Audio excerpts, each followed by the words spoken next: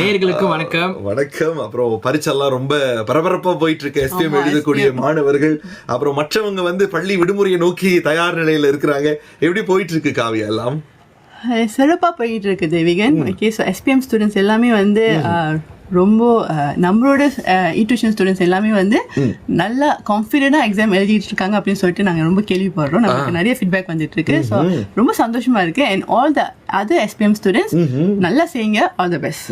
அதே நேரத்தில் அடுத்த வருஷம் எஸ்பிஎம் எழுத போகக்கூடியவர்கள் பற்றியெல்லாம் பேசுறதுக்காக என்னென்ன திட்டங்கள்லாம் இருக்கு அப்படின்றதெல்லாம் நம்ம வந்து பேச போறோம்ல. அதுக்கு முன்ன தேவிகன், ஓகே, நான் ஒரு நல்ல ஒரு விஷயம் வந்து ஷேர் பண்றோம்னு நினைக்கிறேன். எங்களுக்கு கிடைச்ச ஷேரிங், அதாவது என்னன்னா, ஒரு சிப்ளிங்ஸ் வந்து இவங்க அண்ணன் தங்கச்சி. ஸோ அண்ணன் வந்து நல்லா இந்த எக்ஸாம்ல நல்லா ஸ்கோர் பண்ணியிருக்காங்க.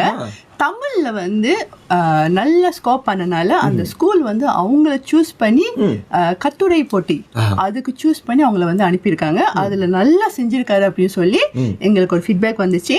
அது வந்து ஏன் காரணம் அப்படின்னு கேட்டீங்கன்னா டியூஷன் தான் காரணம் அப்படின்னு சொல்லி அவர் சொல்லியிருக்காரு. ஸோ ரொம்ப சந்தோஷமா இருந்துச்சு. அவங்க தங்கச்சி பாத்தீங்க அப்படின்னு சொன்னா எல்லா சப்ஜெக்ட்லயும் TP6 தான். ஸோ அவங்க ரொம்ப சந்தோஷமா எங்களுக்கு ஒரு ஷேரிங் கொடுத்தாங்க. அதுவும் எங்களுக்கு ரொம்ப ஹாப்பியா இருந்துச்சு. அதனால ஒரு விஷயம் நல்லது செய்யறோம் அப்படின்னா அதனுடைய விளைவுகள் என்னவா இருக்கும் அப்படின்றது ரொம்ப முக்கியம்.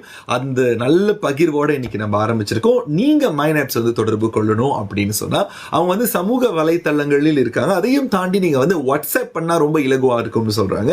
0109272919 இதுக்கு நீங்க தொடர்பு கொள்ளலாம், வாட்ஸ்அப் பண்ணலாம். இப்போ வந்து நல்ல ஒரு செய்தியை சொல்லியிருந்தீங்க இல்லையா? இந்த கியர் அப் பத்தி போன வார நிகழ்ச்சியிலும் பேசியிருந்தோம். இன்னைக்கு அதை பத்தி என்னெல்லாம் சொல்ல போறீங்க? கியர் அப் வந்து நல்லா போயிட்டு இருக்குது எனக்கு. இப்போ நீங்க பாத்தீங்கன்னா போன மாசத்துல இருந்து நம்ம ஸ்டார்ட் பண்ணோம். இப்போ இந்த ஃபர்ஸ்ட் 2 வீக்ஸ் வந்து நம்ம கியர் அப் வந்து ஓடிக்கிட்டு இருக்கோம். ஓகே, அதுக்கப்புறம் பாத்தீங்கன்னா வந்து நம்ம வந்து 2026 வர சிலபஸ் வந்து ஆரம்பிக்கிறோம். சரி, இப்போ இந்த கியர் அப் என்னதான் இருக்கு, ஏன் வந்து இது ரொம்ப முக்கியம் அப்படின்னு கேட்டீங்க அப்படின்னு சொன்னா, ஃபவுண்டேஷன். வடிவில் ஒரு டைலாக் சொல்லுவாரு, building strong basement weak.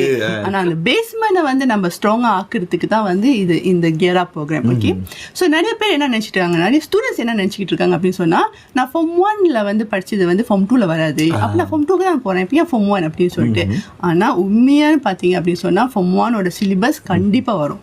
So அப்ப அந்த பேஸ்மெண்ட் வந்து நம்ம வந்து ஸ்ட்ராங்கா ஆக்குறதுக்கு தான் இந்த கியர் அப். ரெண்டாவது, அந்த Form 2க்கு போறாங்களே, அந்த Form 2க்கு வந்து அவங்க வந்து ஒரு என்ன சொல்லுவாங்க, ரெடி ஆக்குறதுக்கு நம்ம தயார்படுத்துறது. ஆமா, அதுவும் வந்து இந்த கியர் அப்ல நடக்கும். ஸோ இதுதான் வந்து நம்ம இந்த ஃபர்ஸ்ட் ஹாஃப் டிசம்பர்ல வந்து நம்ம வந்து செஞ்சுக்கிட்டு இருக்கோம். ஓகே, ஸோ நெக்ஸ்ட் அப்புறம் அந்த நெக்ஸ்ட் ஹாஃப் பார்த்தீங்கன்னா வந்து கிக் ஸ்டார்ட் அப்படின்னு ஆரம்பிக்குது. புது சிலபஸ் 2026ல. இப்போ நம்ம கியர் அப் அப்படின்றது எப்படிலாம் தயார்படுத்திக்கலாம் அப்படின்றத பத்தி